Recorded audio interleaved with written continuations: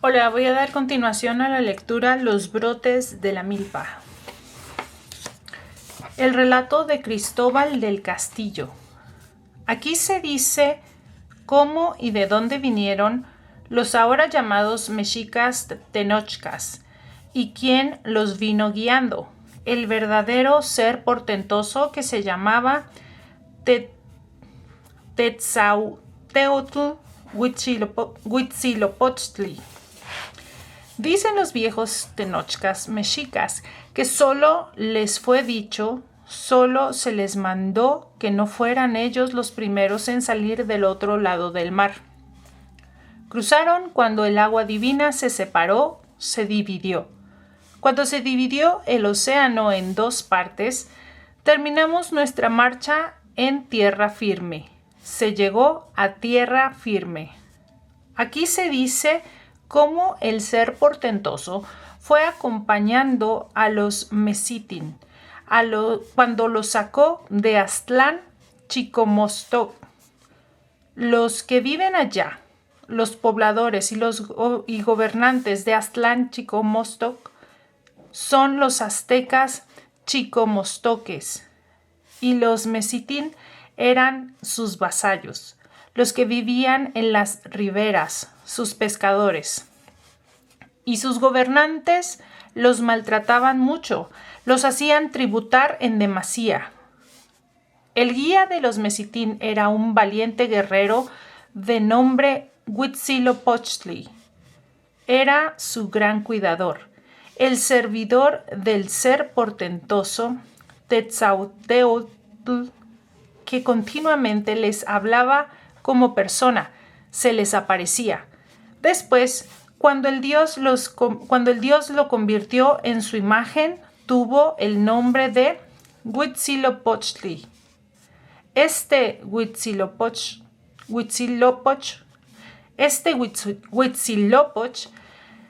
servidor del gran Dios, se lamentaba continuamente ante él y le rogaba que auxiliara, que defendiera a sus servidores, los que lo adoraban verdaderamente a él, que no adoraban a los dioses de los aztecas, de los chicomostoques, que era un grupo aparte. Era él el único al que adoraban, por lo que les debía tener compasión, los debía ayudar, los debía salvar, para que no los mataran a todos, para que no los arrasaran en ese lugar. El que debía acompañarlos a otro lugar, darles tierras en un lugar bueno, recto, y allá ellos se ocuparían exclusivamente en servirle. Entonces el gran dios Tetzauteotl se manifestó y habló como persona a Huitzilopoch, su guardián, su adivino, su servidor. Le dijo: «Oh, Huitzil, en verdad me causas mucha compasión, tú y todos los macehuales, los ribereños, los mesitin. Ya fui a buscar dónde está el lugar bueno, recto, el único que es semejante a este, donde también hay un lago muy grande donde todo crece, todo lo que ustedes necesitan, lo que aquí hay también allá crece. No quiero que los destruyan aquí, pero allá las tierras que les doy, que los prometo, son de otros, porque ya por todas partes los hombres están asentados. Ya no hay ninguna tierra desocupada. Mientras yo los saco de aquí, es necesario que ustedes me hagan ofrendas, que me hagan votos y que cumplan todo lo que yo les ordeno, que no falte una sola cosa, que no se confundan. Si ustedes hicieran todas las ofrendas, si hicieran todo lo que me prometen, los acompañaré hasta allá, los asentaré allá. Allá gobernarán, allá serán servidos por sus parientes, por los otros grupos allegados suyos, los que llegarán allá». Cuando habló así este gran dios, Tetzauteotl, le respondió enseguida a su servidor Huitzilopochtli. Le dijo: «Señor mío, mi Dios, mi gobernante. ¿Por qué causa no habría de hacerlo? ¿Por qué razón no haría voluntariamente ante ti las ofrendas ni cumpliría lo que prometa? Me humillo ahora sinceramente ante ti para rogarte, a nombre de todos tus hijos, tus más iguales, Ante ti hago juramento y beso la tierra, porque en verdad todo lo cumpliré. Haré todas las cosas que tú me ordenes, pues en verdad soy tu vasallo, tu sirviente, y todo este tiempo he vivido junto a ti para servirte, para obedecerte, para gobernar al conjunto de todos los que aquí están, tus vasallos. ¿Acaso alguna vez te hemos ofendido? En verdad no. Siempre te hemos ofrecido nuestra sangre y la sangre de todos los animales del agua y de los que vuelan. Y donde capturemos a hombres de otros grupos, allí te ofreceremos su sangre y su corazón. Porque aquí somos únicamente los servidores de los gobernantes, de los aztecas. Sus dioses no son nuestros dioses. Solamente a ti te servimos y adoramos. Muchas cosas ordenó el dios a Huitzilopochtli, y todas las vinieron cumpliendo, todas las vinieron haciendo los Mexitin. El mandamiento divino espantó a todos, provocó mucho miedo lo que ordenó a Huitzilopochtli. Dicen que salieron de allá 10,000 entre varones, mujeres y niños. Cruzaron el mar allí donde se dividió, donde se hizo tierra firme y no hubo agua cuando pasaron todos los que ya eran Mexitin. Entonces les ordenó el Dios que permanecieran 2 años allá hasta fabricar todas las armas, las rodelas, las macanas de navajas, las divisas, los dardos grandes que arrojan con atlatl. La salida de Tulán. La segunda parte de este capítulo se ha destinado a fragmentos de 3 mitos de los pueblos mayenses de los Altos de Guatemala. 2 de ellos son quichés, uno procedente del Popol Vuh y otro del título de Totonicapán.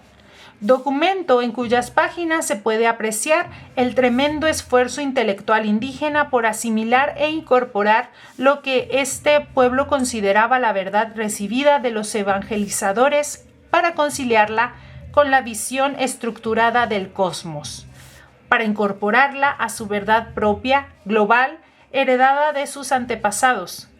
El texto restante es Cachiquel, del Memorial de Sololá, pueblo que vincula su patronazgo con la piedra de obsidiana, procedente de la región de la muerte. Son importantes estos fragmentos porque en ellos se señala el carácter montaraz de los hombres salidos de la ciudad mítica, afirmando que aún no usaban ropa tejida, sino burdas pieles de animales, peculiaridad de los chichimecas que se destaca en las imágenes visuales y en los textos de otras partes de Mesoamérica cuando se refieren a los recolectores cazadores. También son muy claros en los relatos 2 de los dones que se hacen a los grupos humanos al salir de la ciudad mítica. Uno, el de la lengua del grupo. El otro, el de su liga con un dios patrono, claramente mencionada tanto en el nombre específico de este como por la entrega de las imágenes engañadoras de piedra y de madera y la de los envoltorios gloriosos, bultos sagrados que contenían objetos pertenecientes al dios. Estos bultos también aparecen con frecuencia en los documentos del resto de Mesoamérica que se refieren al origen de los pueblos. Se creía que su uso ritual permitía a los dirigentes del grupo la comunicación directa con el patrono. El relato quiché del Popol Vuh. Solo hablaremos de los grupos principales. Muchos otros salieron, pero no escribiremos sus nombres. Ellos también se multiplicaron allá en Oriente. Muchos hombres fueron hechos y en la oscuridad se multiplicaron. Juntos vivían todos. En un gran número existían y andaban allá en Oriente. Sin embargo, no sustentaban ni mantenían a sus dioses. Solamente alzaban el rostro al cielo y no sabían qué habían venido a hacer desde tan lejos. Allí estuvieron entonces en gran número los hombres negros, los hombres blancos, hombres de muchas clases, hombres de muchas lenguas, que causaban admiración oírlas. Así decían allá donde se ve la salida del sol. La lengua de todos era una sola. No invocaban a los dioses y recordaban las palabras del Creador y Formador, del corazón del cielo, del corazón de la tierra. Así hablaban y esperaban con inquietud la llegada de la aurora. Elevaban sus ruegos a aquellos adoradores de la palabra de Dios, amantes, obedientes y temerosos. Levantaban los rostros al cielo cuando pedían hijas e hijos. Danos nuestra descendencia, nuestra sucesión, cuando camine el sol y haya claridad, que amanezca y llegue la aurora. Así decían mientras invocaban la salida del sol, la llegada de la aurora, al tiempo que veían el cielo en el lucero del alba, la gran estrella precursora del sol. Nuestros padres, Balam Kitse, Balam Acab, Maucutá e Iki Balam, dijeron: aguardaremos a que amanezca. Nuestras primeras madres y nuestros primeros padres todavía no tenían a sus dioses que custodiar.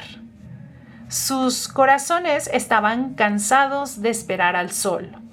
Dijeron nuestros padres: vamos a buscar si están guardados nuestros objetos sagrados, a encontrar lo que tendremos que encender frente a ellos, así como estamos. No tenemos quien vele por nosotros. Y habiendo llegado a sus oídos las noticias de una ciudad, se dirigieron allá. Los nombres del lugar al que se dirigieron: Balam Kitse, Balam Acab, Maucutá e Iki Balam, con los Tamub y los Ilocab, eran Tulán Suibá, la cueva del lugar de los Tules, Bukub Pek, las 7 cuevas, Bukub Siban, las 7 barrancas. Estos eran los nombres de la ciudad a la que fueron a recibir a sus dioses. En esta forma llegaron todos a Tulán. No era posible contar los hombres que llegaron, eran muchísimos, y caminaron ordenadamente. Así fue entonces la salida de sus dioses. Salieron primero los dioses de Balam Kitse, Balam Acab, Maucutá e Iki Balam, quienes se llenaron de alegría, dijeron: por fin hemos encontrado lo que buscábamos. El primero que salió fue el dios llamado Tohil, y Balam Kitse lo sacó cargando. Enseguida el dios Abilix, a quien llevó Balam Acab. Al dios llamado Hakabitz lo llevó Maucutá. Al dios Nicataca lo portó Iki Balam. Y entonces llegaron todos los pueblos, los de Rabinal, los cachiqueles, los de Tziquinaja y los que ahora se llaman yaquis. Y allí fue donde se alteró el lenguaje de los pueblos. Se volvieron diferentes todas sus lenguas. Ya no podían entenderse claramente entre sí después de haber llegado a Tulán. También allí fue donde se separaron. Algunos se fueron hacia el oriente, pero otros vinieron para acá. Y sus vestidos eran solamente pieles de animales. No tenían buena ropa que ponerse. Las pieles de animales eran su único atavío. Eran pobres, no tenían nada, pero su naturaleza era la de hombres prodigiosos. Allá en Tulán, de donde habían venido, acostumbraban no comer. Observaban un ayuno perpetuo mientras aguardaban la llegada de la aurora, atizababan la salida del sol. Se turnaban para ver la estrella grande que se llama Ikoki, la que sale primero delante del sol, que siempre estaba delante de ellos en el oriente. A Tulán les llegó al instante su poder. Grande fue su sabiduría en la oscuridad y en la noche. Luego partieron de allá, abandonaron el oriente. Dijo entonces Tohuil: esta no es nuestra casa. Vámonos y veamos dónde nos vamos a establecer. Bueno, pues hasta aquí dejamos la lectura hoy. Muchas gracias.